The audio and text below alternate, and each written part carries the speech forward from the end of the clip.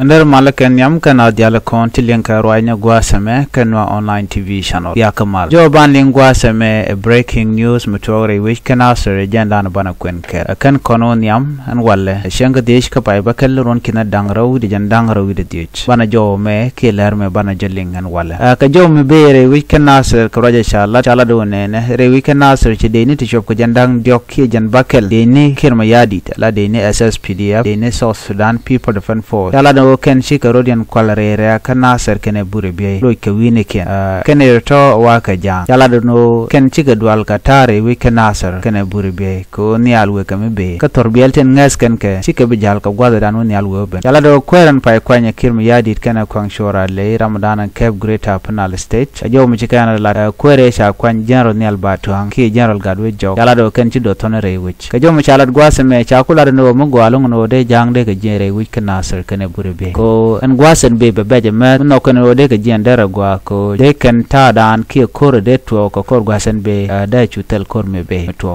chajo me chajo kwen ka shanka ngwan ka pa ba ka ron kin dangro jendangro milin ko onti kona lat ka rodin re wi kana ser ngoda be ka ko entaman gwasen me shi gwan ma gwa ka nuari mane tin content re wi de kan dil gujeno kan ko shi ka na ser shi kana ka ben no gwa ya ka no sha gwa ka ko gwasen be be 180 kenyan kor kenyan ter ka bendun wa ne to la ka real rude ne ka ko biya nyen ka kan ko ngajano liep ka ne ka ngum buto ko kor gwasen be dio je chana rol tun wan chana kaling an go e de ne ke norway army allegation bora wa ken chidwal ken real ken rude ne ka gor ka no be ka te ka gwad me be ken ko me kirma yadi be ken lem ka ja no ka kor gwasen be be jamat ka an jenden kan de ne SSPD abre we kan nasere mo gwa cha je na mo o de kan lokano dong de ko dar to kan o dong de rande yire la binjen ka kor metel tar kon kor metel tar ka ne me dunkir me yadit ken ji kwartin content re ke juba ka gor ko ba dor nuar dial ba ka kep ke ba ka da kari ken kona let ken ka irga manana to re we ka fan ga ci kon dial ngaje no kare ne ala ka jak wi ne mi o ka gado ken ka bukre nyoch o ken mentidit o ken ram mi ken nen mi la gad nuara ke nyen nuara ke sheng nuara chang man sha ga de kulat ko ngwane ken ten nyam ten kono kwa gor panken antama ka mi ci to kan o jen ka roye chalat tamu gwa bata be jamat ken ten content kel ke kirma yadi telan nuare ten content bu dore we kan nasar ko ne de kon bu dore we kan nasar tel gwa bu go ten nasar bu de ten a shenga men mat ken ga jang bu chiken de le men jen mi ci jang dial ci jen ko jang atam ngai ken gwa no kor ba ben en ngai ken la to ken de kon sharo kwal chere ga ne de kon te chir jen me dan dio ci kon ngaje ne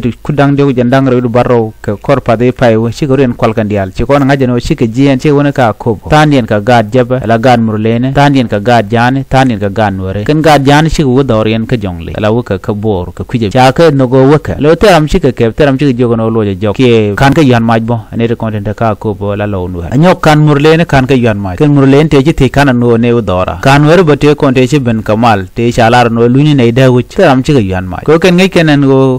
kurun tar ga shi kurme te ga benefit kaka do mi mo yar ga ne ke ja chi kon di ala shune ne go cha ka jogo no ya dor kon chi ka wa na me nyu da jen wo mo gwa me ram chi ro do wuch re shenga mi je ko gor jen wo be tik da be kan dara gwa she kane te kon te barkaro dien tandi ende goren barbar tele we tel gwade raro do barka je kane te kon nang ne lo de ko kor jen chi kulo dak pinye chira mo dorman dor gwa ken ba karo ye chikan la de kane kap kane ke ken la no kane te wo wa ko kan wa kem ne ke dong tandi ke ne de sha yen re te jen dong te tandi te ko dong de rande jen nagre te jen ko dong cha je yen ka pe gwa me ba je nang re kur lo wunak nuare ko je la dande ten ba je no wunaka kan nuare jen bi ba shulu nyeno bi jen shwadi ko jen do brana yoske ko kane te kane sha ka tele ka weling kamana le roda chikan kumi kan shulok shikur chujien chikur yu kwal kan din kudang de ko to kidin kudang raw te wich kan udor ken jene shanen me shang SSPD amno to kokena ti pa GNT e to e jandang jok to ga jan bakal chig nyoko jien ka ke dini jane kene de kono chijien ka jawrana shalat ken ko ka ko bo ko dio ye pinte piun tama dio chiglo jok jok torbele ken ngoda kan piu kan ngana ko gwade ya be ni nyaj weben chang torbil chabaja reng no ne de kontilan warin kontin tere kan na certain karodian link kan ware bo ko tedi ka